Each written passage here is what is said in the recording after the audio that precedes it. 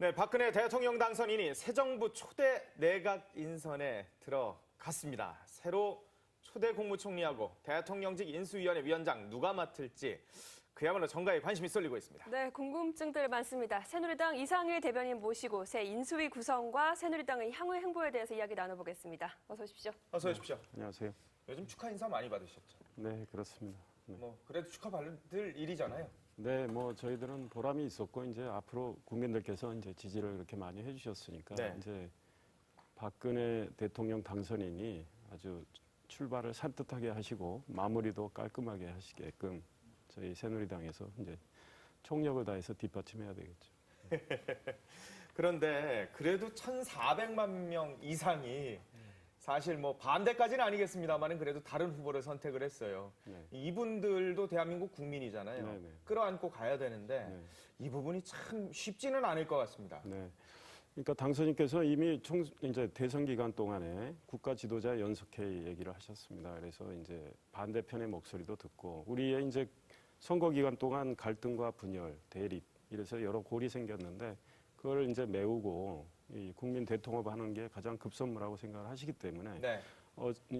이제 당선 인사 말씀에서도 그러셨지만 야당을 파트너로 생각하겠다 이렇게 네. 하셨고요. 아마 박근혜 당선인 약속하면 반드시 지키는 분으로 돼 있기 때문에 그런 이제 반대편의 목소리도 잘 경청을 해서 아마 앞으로 국정 운영에 잘 반영을 해서 네. 이 국민 대통합을 꼭 이루실 걸로 저는 기대하고 있습니다. 네. 후보 시절에 국민 행복, 국민 대통합 말씀을 하도 많이 맞아요. 하셔가지고 지금도 몇 단어 네. 꼽으라면 기억에 남는 단어 중에 하나인데 네. 가시적으로 인수위 구성부터 야당을 끌어안지는 않겠지만 이러한 국민 대통합을 의지를 볼 수 있도록 네. 구성을 하실까요? 어떻게 보세요, 지금? 인수위 관련해서 제가 솔직히 아는 건 없습니다. 예. 지금 구상하고 계신 걸로밖에 모르고요. 그다음에 이제 잘 구상을 하셔가지고 아마 그런 맥락에서 본인이 늘 강조하셨던 그 맥락에서 좋은 인선 결과를 내놓지 않을까 저는 그런 기대를 하고 있습니다. 그렇군요. 워낙 인사 스타일이 좀 깜짝 인사 스타일이시잖아요. 그동안에 비대위원 구성 때도 그랬고 여러 가지 언론에서 아무리 예측해봐야 다 틀렸던 것 같은데요. 네, 그러니까 심사숙고를 늘 하시니까요. 그리고 많은 분들의 의견을 이제 보이지 않게 이렇게 들으시니까 네. 거기서 이제 좋은 아마 인선이 나오지 않을까 이런 기대를 하고요. 네. 이제 지켜보는 게 맞겠죠. 대변인 호남 출신이시잖아요. 네, 네. 지금 사실 호남에서 두 자릿수를 10.5%. 하긴 하셨습니다만 그래도 여전히 아주 많은 호남인들이 박근혜 후보에 대해서는 네. 약간 좀 부정적인 의견들을 갖고 있어요. 이 호남을 또 끌어안아야 되는 네. 그런 또 과제를 갖고 있는데 어떤 일이 박근혜 있을까요? 당선인께서는 사실 이 호남에 대해서 늘 관심과 이제 애정을 나름대로 갖고 계셨어요. 그러니까 네. 2004년에 이제 천막 당사 시절에 이제 총선을 치렀지 않습니까? 네. 그때 이제 한나라당이 거의 망할 뻔한 상황에서 그랬었죠. 121석을 만드시고 첫 번째 이제 연찬회 당선자들 연찬회를 전라남도 곡성에서 했습니다. 아, 그리고 의원들을 전부 데리고 5.18 묘역 최초로 참배를 했고요. 그 이후에 우리 이제 이정현 공보단장도 있지만 호남에 대해서 그런 분들을 통해서 다가가려고 노력을 많이 했고 저도 이제 유세 기간 동안 제 고향하고 이제 몇 군데 가서 유세를 했는데 네. 저도 그런 말씀을 드렸습니다. 그러니까 그동안 호남에 계신 분들은 어떤 분이 박근혜 후보를 이길까 이것만 생각하시는 것 같은데 그러면 네. 문재인 후보냐 안철수 전 후보냐 이제 단일화 되기 전에요. 예.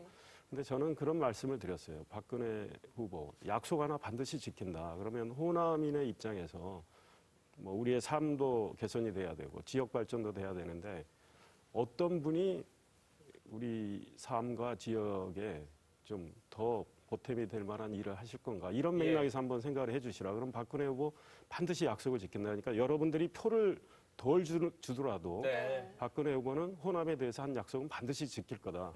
근데 이제 당선이 되셨으니까 앞으로 그게 중요할 것 같습니다. 진짜로 대통합을 하면서 약속을 잘 지키고 호남에 다가가려는 노력을 하면 저는 호남의 문이 열린다고 생각합니다. 그러면 예. 이 다음에 지방선거, 이 다음에 총선에서는 새누리당도 호남에 이제 승리를 해가지고 몇 지역 국회의원 몇 석을 얻을 수도 있고 네. 그렇게 되면 이제 우리의 지역주의가 이제 많이 완화되는 이런 효과가 나올 거로 생각하고요. 이제는 그러기 위해서는 뭐 그런 진정성을 보여주시는 게 꼭 네. 필요하다고 생각하죠. 요새 다니실 때 호남 현지 민심도 좀 받아들이는 것 같은 느낌을 받으셨나요? 그 예전에 비해서. 제가 이제 그런 얘기했을 땐 많은 분들이 수긍을 하는 뭐 인상이었습니다. 그런데 이제 이번 선거는 1대1 대결 구도에서 네. 이제 진영이 이제 결집을 양쪽에서 했거든요. 근데 그랬죠. 그 응집력에서 저희가 강했기 때문에 이겼는데 그거는 뭐 저희는 이 나라를 사랑하는 분들, 걱정하는 분들 그 마음이 이제 박근혜 후보 쪽으로 많이 모아졌다고 판단하지만 이 호남 쪽에서도 과거보다는 좀 더 열려 있었습니다. 그러니까 예. 이제 민주당 구성도 이제 과거에 이제 김대중 전 대통령 돌아가신 이후에는 민주당 구성도 좀 달라졌거든요. 그러니까 민주당이 뭐 호남당 색채가 많이 빠지고 그렇죠. 또 이제 우리 문재인 후보께서는 또 이제 부산에 이제 연고가 있고 또 이제 과거 노무현 전 대통령 비서실장을 하셨기 네. 때문에 그래서 이제 호남도 좀 이제 앞으로 좀 다시 생각하지 않을까. 그렇게 하기 위해서는 새누리당이 그리고 또 이제 박근혜 정부가 열심히 다가가야 되겠죠. 예.